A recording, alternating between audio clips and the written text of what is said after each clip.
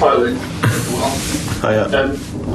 I know you won the Community Shield, but you haven't started a cup final for some already in the near 7 years you've been at the club. How much is that a driving force to win the Europa League, and what would it mean for this group to be successful? Yeah, of course. Personally, for me, it's massive motivation. As you said, then, I've been quite unfortunate to not be involved in semis and finals. So, of course, I'm really looking forward to tomorrow night to step out in one. But of course, for a team point of view, it's very important. In the past, we've missed out on a few finals, and I think this season the way we've been playing, the way that the confidence is high, we've got real belief that we can reach it, and of course, like I said, it's massive motivation for not just me but the whole team to reach the final. So it's a game we're really looking forward to tomorrow, and one we're very ready for. James Savundra. Luke, there have been difficult semi-finals with Man United in recent time. What do you put that down to, the fact that you haven't reached the final yet? And what do you need to do against Roma to make sure that you get past them and get into the Europa League finals?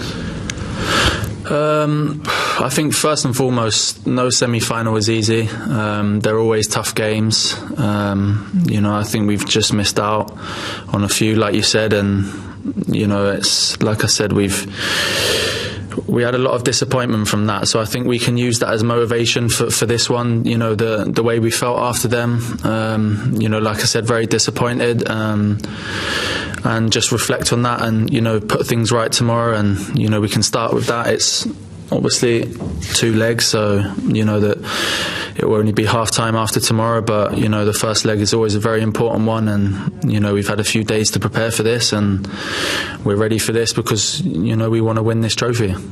Sam Stone. Hi Luke, can you just talk us through what you were doing around the 2017 final against Ajax, and what your emotions were given the team won but obviously you weren't involved in the game? Of course, I was extremely happy for the players, but I think everyone would agree with me. When you're not involved and not playing and you haven't got that kit on, it's not the same. But of course, like I said, on the other hand, I was very happy for the club to win that trophy, and for my teammates. So of course I wanted to be playing, and luckily tomorrow I am. So I'm looking forward to it. Andy Mitten. Hi Luke. This is your 7th season at United. It seems to be going very well for you. What's going right? What's leading to these performances?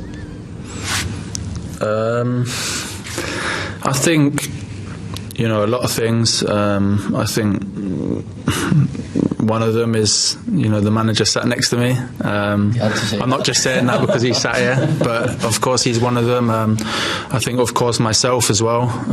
I've changed a lot of things, and I think I've added more belief, believing in myself more, and I feel a lot more confident, and the most important thing is I'm just enjoying playing football again, and I think that's a very important sort of thing to have in our job. You need to be enjoying it, and I'm doing that, and the team are going in the right direction, and I want to be a part of it, so I need to keep high performance is up, and to keep myself in the team, because there's competition all over the squad, so I want to keep improving, keep getting better, and keep helping the team to hopefully push and win trophies. James Cooper. Hiya Luke, I think we're all delighted. We're looking forward to the European competition that we know about. Last week clearly a lot went on. I think we came out on social media and you were very sort of outspoken about it. How relieved are you and the rest of the players that we are looking forward to Europa League, Champions League and not a Super League? Yeah, of course. I think that's done now. A decision's been made. personally, I think it was the right decision. So yeah, that's that. Of course, there was a lot of emotion last week, but it's been dealt with now. We're professionals. We need to put that behind us and focus on what's happening now. And of course, we're playing in the Europa League tomorrow, European competition, and like I said, one we're looking forward to. So full focus on that and just look forward to getting back out on the pitch again. We'll go to the last two for Luke. First one from Laurie Whitwell and the last one for Samuel Luckhurst. Hi Luke. I don't know if you saw the stat this week. You've created as many chances as Lillian or Messi this season. Not a bad comparison, I suppose. Obviously, your free kicks and your corners part of that. But how important is that for your game in terms of creating chances, getting down the wing, getting crosses? I think it's very important. I think a fullback nowadays needs to be, creating a lot and doing as much as they can to help the team. I think, of course, not just me, but of course, Aaron on the other side has, been brilliant for us and creating a lot of chances himself too. So I think a fullback nowadays, of course, first and foremost, we're defenders. We need to defend, but of course, I think a lot of the game nowadays is, fullbacks flying forward, and it's something I personally enjoy doing, and trying to help the team as much as possible by creating chances and hopefully adding a couple more goals to my game. Samuel Luckhurst. Well, Luke, you won the Club's Player of the Year award a couple of seasons ago, but the team in general seems to tail off at the end of that season. This season, it feels like the team's getting stronger. From a personal perspective, do you feel as though you're playing the best football of your career? Yeah, definitely. I think, like you said, the season I won the Player of the Year award, I think you could have just picked anyone out of a hat. I don't think there was a standout person that season. So, I think definitely this season is my best. Of course, like I said, I'm enjoying it, and I need to keep working hard, keep improving, and I feel like I can keep getting better and give more for the team. So I need to be doing that, and just keep going and keep my head down, and what will come will come. Okay, that's all finished for Luke. We'll move on to the manager now. Sweet. See you tomorrow.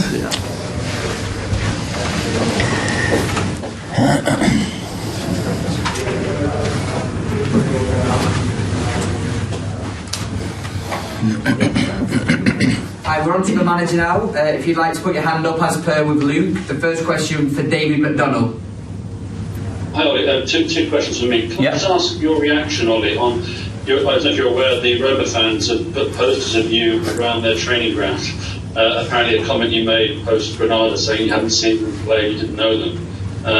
Their suggestion is they felt disrespected by that. Can we just get your reaction to that? Yeah, of course. That was straight after the game, and with all the games we've had, I was just relieved that we'd gone through. And of course I've watched them, but I haven't analysed and I hadn't seen them in depth to give them enough respect, probably. With an analysis I could have said, which I truly mean, it's a fantastic club with a great history.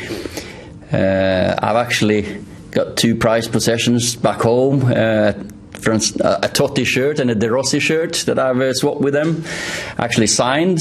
So I know about the history. I know about the quality. We've, of course, with Chris being there last season, we followed them. Then they signed Chris, and we've not watched them as much. But of course, we've analysed them down to the ground since we drew them, and we are ready for them. And that's maybe my bad. Well, it was not meant as any disrespect, and I think everyone knows that. And I've got loads of respect for them.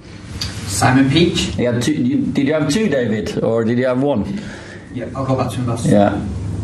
Sorry. Okay, David.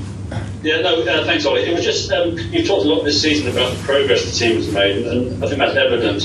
But does there come a point now where you're this close to the final, having lost in semi-finals, where you have to seize that opportunity, where you have to tell the players, now is your time, effectively? When you come to the business end of the season, that's the main thing is arriving there. First of all, arriving there, being there, and be in and around the important games, being there in good form, have confidence and belief like we do have now, like Luke just said. But of course, it's to have that little bit of luck, but also that quality that's needed, because we have done remarkably well to get to 5 semis in just a little bit more than a season. But now, of course, we'd like to go through all the way, and that would mean so much to the end of our season if we have a final to look forward to. Simon Peach. Hi, Ollie. I know Luke's maybe inadvertently confirmed himself as a starter, but how's the rest of the squad looking? And with Marcus, it seems to be that he's not being able to train ahead of games at the moment, managing whatever this issue is. So what's the situation with him at the moment? Yeah, I was going to ask Luke if he'd picked the team already. No, Marcus, we've managed him, and we've had to manage him quite a while, actually, with, of course, last year with his back, then he had his shoulders, which he's recovered really well from, and I feel he's gone through the worst of this foot as well, and he almost played a full game against Leeds, and he's available for selection again on Thursday, or tomorrow. So I think he's happy with the progress that he's made, and we didn't lose anyone after the Leeds game, which was a great preparation for us, because it's a high intensity, very very difficult game. Neil Custis. Well, hi, Ollie. It isn't a great achievement to get through all those semis and in something like Europa League, but is there a feeling, and it's no fault of your own, that any success in this could be devalued, given that your owners clearly don't care for the competition? We have had a great night in this tournament before at the club, and we know how much it means for a team, for the whole club, and of course it's our focus now is to get to the final and make sure that end of the season can finish with a celebration. As soon as we went out of the Champions League, our eyes and focus was on let's get to the final. I've noticed with the players that these games have been very important for them, for us. You know, when you got Sociedad, Granada, 2 Spanish La Liga teams, good teams. You got AC Milan with their history and Roma with their history. We feel we've been in a proper competition and we've had to dig this out, and we've enjoyed it. And then now we're one step away from the big one. Frederick Filves. Paula. Hey. You played against Roma in that unforgettable 7-1 victory. You played half an hour. Carrick scored twice. You had an assist. How do you remember that game? And have you and Carrick had a walk down memory lane together before this one? I remember both games. I remember I started the first one. I can't remember if I finished it, because we played with 10 men, and we dug out a very good result. The manager was really happy and pleased after that 2-1 defeat, because we scored a goal, and he was confident that we could go through. But that night was magical. Of course, Alan Smith, he was unbelievable that game. Michael's 2 goals. Ronaldo scored.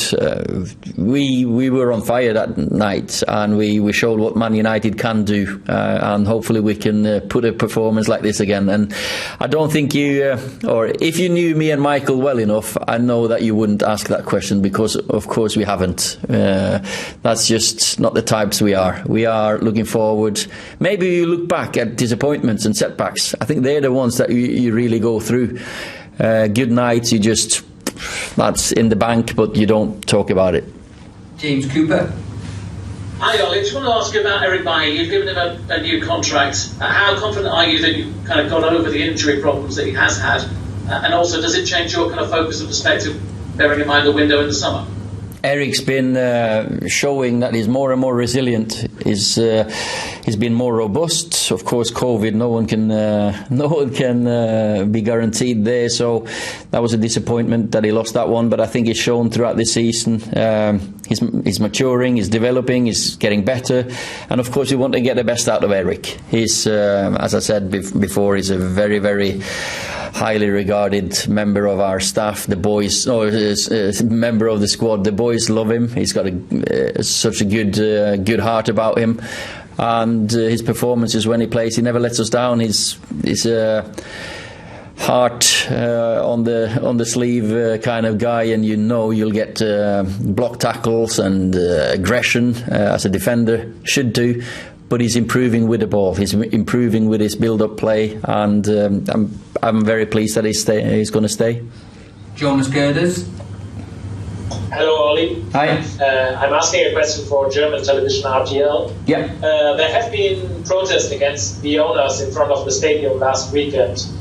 Do you hope that this will have an impact on the other side of the Atlantic? And maybe you can explain, because the German audience doesn't really know, they are not familiar to this family. How is your relationship to the Glazers? I've had a very good relationship with the owners and with the club. They are, of course, they've employed me as the manager. They listen to my views, and that's my job, to give my opinion and do my best for the club and for them. And I've had so many years here at the club that I'm looking forward to trying to bring success to the team, and that's my focus. You know, bringing the fans and the players and the club together it's very, very good. And we've had setbacks, disappointments here so many times, but we always come together. And our focus now, the players, we have to just show and go that one step further, get to a final, and hopefully win. Simon Stone. Hi, Ole. What's the goalkeeping situation tomorrow, and how does that work, and how easy is it to navigate at the moment? The situation is that we hope we keep another clean sheet. We hope we have a keeper who can join in with a build-up, that we have a strong personality back there and making big moments. Of course, I'm probably the luckiest manager in world football to have two such good options, and both of them have played more than 20 games this season, 20-30 games, and they've been very solid. We've been building clean sheets. Our record there is better and better, and they're a big part of it. And both Dean and David they want to lift the trophy, of course they do. So whoever we go with will know that he's got the support of his team and his teammate. Rob Dawson. Hi, Ollie. You spoke a minute ago about belief of making that final step from a semi-final to a final. Do you think that there is a bit more belief this time than perhaps there was a year ago before that Seville game? Yeah, I would like to think so. The players have had another year. They're more experienced. They've come through some difficult times. Of course, Luke he's been a big part of this season. He's another player he was injured last season. He couldn't be part of it. It was a strange end to last season with the tournament, and even though we wanted to get to the final, it was a strange atmosphere and feeling staying in Germany. Now, with the motivation of having those disappointments, I feel very confident that we get a good performance. And that's the thing, you come to a situation like this, the team's in good form, it's confident, and you just then hope that we can produce on the night, and that's what it's about, producing during 90 minutes or 180 minutes, and have that quality and some luck at times to get to the final. So we've got the last two, the first one for Mike McGrath and the last one for Per Carlson. Hi, Ollie. Have you analysed those all of those semi-final defeats, and what would you? Can you put it down to a reason that they happened?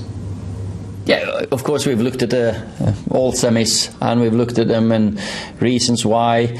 But as Luke said, every semi-final is a tough one. You play against very, very good teams, so. Some defeats you dwell on a little bit more, you analyse a little bit more, and it's about putting things right. But it's arriving in this moment with an almost fully fit squad. We're in a better position. Of course, Anthony is injured, but we've had situations where we maybe we've rested a couple that we thought we needed for the game the next week, which has been criticised and talked about, but we've made those decisions with the right reasons behind it, and now we're going to go all out. Of course, we've got Liverpool in between, but that'll take care of itself. Last one for Per Carlson. Ola. Hi. You talked about the importance of winning trophies for your players and for your team, but how important is it for you on a personal level to getting into that first final and getting your hands on the first trophy as a Man United manager? It will be a dream come true the day I can lift a trophy for this club as a manager, of course, and that's what we're building for. As you said, we've been close. We're building step by step, but to take the next step, and it's ifs and buts and this and that. You always talk about that, but for this team and for myself, our ambition this season is to finish it with lifting the trophy and being able to celebrate. I know how much that can mean for a group moving forward. Thank you very much, everyone. That's it.